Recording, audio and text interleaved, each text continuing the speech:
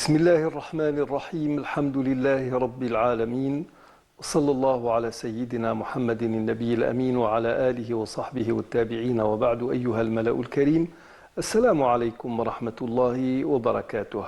Nous sommes toujours avec les aspects légaux du mariage. Nous avons introduit le sujet lors de notre dernière émission et nous avons expliqué un certain nombre de points liés au mariage. Quand nous célébrons un mariage dans la religion musulmane, s'agit-il l'acte que nous appelons le fatha, s'agit-il d'un acte religieux? Parce que nous voyons, par exemple, dans le christianisme, qu'il y a une célébration civile et une célébration strictement religieuse, qui se fait dans une église, par exemple, et qui est officiée par un prêtre, un homme de l'église, un homme de Dieu, un ministre de Dieu.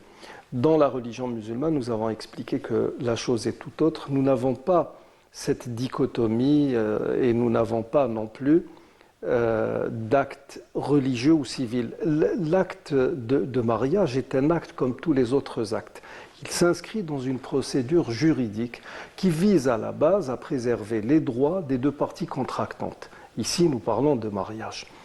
Nous avons dit que pour que l'acte soit valide, il faut qu'il réunisse 4 conditions, sine qua non.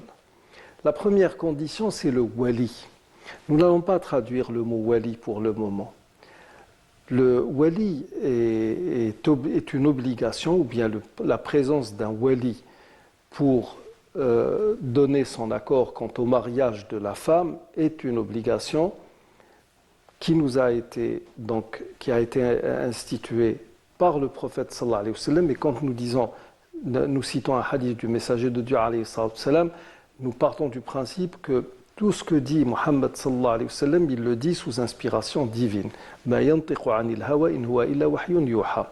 Il ne parle pas de son propre chef, c'est en fait une révélation, une inspiration divine. Nous avons un hadith authentique où le messager de Dieu alayhi wa sallam nous dit La nikaha illa biwaliyin wa shahiday adl. Il ne peut y avoir de mariage sans la présence d'un wali et de 2 témoins d'une honorabilité parfaite. Certains nous disent oui, mais attention, nous avons remarqué en Orient par exemple qu'il y a des femmes qui disent zawwajtuka nafsi, je me marie à toi. Il faut savoir que pour les 4 écoles, nous n'allons prendre en considération que les 4 grandes écoles, l'école malékite, shafi'ite et hanafite, plutôt shafi'ite et hanbalite, sont dans la logique malékite. Il faut un wali, sinon le mariage n'est pas valable. Les hanafites partent d'un autre principe, et qui est que, comme il s'agit d'un acte comme tous les autres actes, la femme a le droit de contracter une dette, elle a le droit de faire du négoce, et de même qu'elle est en droit de faire ce qu'elle veut lors d'un acte, elle est aussi en droit de gérer son acte de mariage.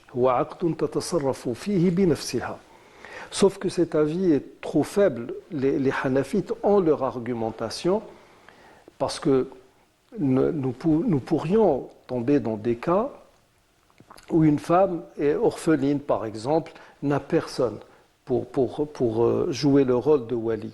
Et à ce moment-là, nous allons vers un autre hadith du messager de Dieu, alayhi salam, qui dit « Sultan waliyun liman la waliya lah ». L'autorité dans un pays ou dans une circonscription donnée, l'autorité fait office justement de wali pour qui? Pour la femme qui n'en a pas.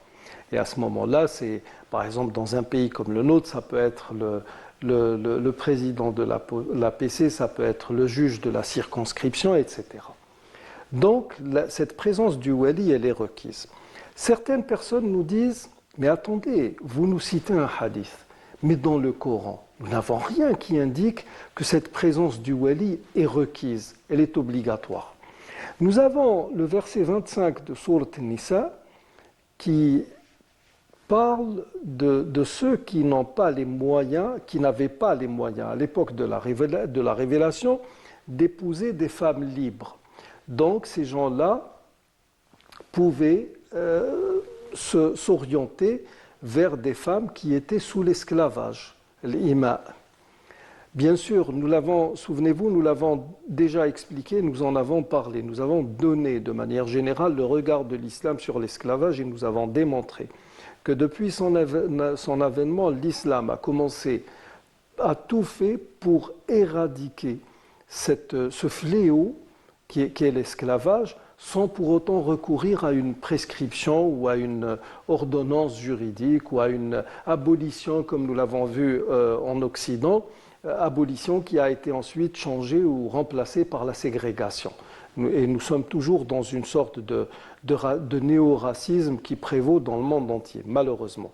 Donc, à l'époque même où l'esclavage existait encore, il était clair que la dot d'une femme libre et celle d'une femme sous l'esclavage n'étaient pas les mêmes. Et dans ce verset 25 de Sourate Nisa, il est dit en parlant de ces femmes, فَانْكِحُوهُنَّ بِإِذْنِ أَهْلِهِنَّ وَآتُوهُنَّ أُجُورَهُنَّ بِالْمَعْرُوفِ. Donc, épousez-les avec l'accord de leur famille, de leurs proches, et donnez-leur leur dot selon la bonne coutume. Donc, à partir de là, il apparaît clair que la famille de la femme qui est en phase de se marier a un droit de regard sur l'union à venir. Et nous reviendrons ensuite sur ce verset, parce qu'il y a d'autres subtilités qu'il va falloir noter ou relever. Donc, le wali est obligatoire. C'est l'avis le plus prépondérant et le mieux argumenté dans la communauté théologienne de l'islam. Maintenant, ceux qui s'opposent, et c'est généralement les féministes, ils s'opposent à cette idée de wali. Pourquoi ? Parce que dans les traductions en langue française du droit canon de l'islam, notamment Risala ibn Abi Zayd al-Qayrawani, l'épître d'Ibn Abi Zayd al-Qayrawani, on a traduit le mot wali par tuteur matrimonial, ce que refusent les femmes, et à juste titre. Je me souviens que j'ai discuté une fois avec une femme juge ici en Algérie qui me disait « Écoutez, moi je suis juge et j'ai fait mes études, je suis majeur et au moment de me marier, je deviens mineur parce que j'ai besoin d'un tuteur matrimonial. » Tout le problème est là. Cette traduction est due au fait que quand le droit canon de l'islam a été traduit au français, il ne faut pas oublier que les Français ont travaillé lors de la conquête d'Égypte sous Napoléon Bonaparte sur Mukhtasar Khalil, l'abrégé de Khalil ibn Ishaq, avec Hashiyat al-Ruhuni, la glose de l'imam al-Ruhuni.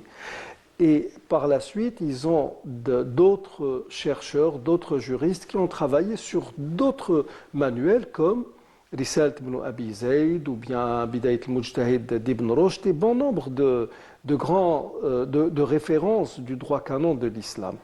Ummat al-Kutub fil fiqh. Et n'oublions pas aussi qu'en France, normalement jusqu'en 1978, une femme mariée n'avait pas le droit d'ouvrir un compte bancaire sans l'accord du mari. Donc les femmes étaient vraiment, surtout une femme qui se marie, elle était sous la tutelle de son mari. Et avant cela, elle était sous la tutelle de son père. Ce qui n'est pas le cas en islam. Et pour preuve, une femme a le droit de dire oui ou non quand un prétendant se présente pour l'épouser. Nous avons ce fameux hadith où une femme est venue voir le messager de Dieu alayhi salam, disant Zawajani abi bibni ammati liyarfa'a bi khasisatah. Mon père m'a marié avec mon cousin, juste bibni ammi, pardon, pour rehausser son rang social, parce qu'elle était de condition modeste et son cousin était riche. Et là, le messager de Dieu a dit si tu veux, on arrête tout maintenant. Ça ne passe pas, parce qu'elle n'était pas consentante. Et si tu veux, fais plaisir à ton père ou bien va dans le sens qui est voulu par ton père. Elle a dit de toute manière je vais faire ça, c'est ce que je vais faire, c'est-à-dire que c'est un mariage de raison.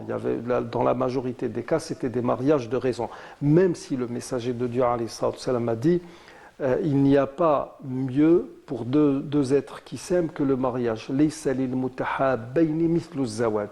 Donc les sentiments sont pris en considération par la religion musulmane.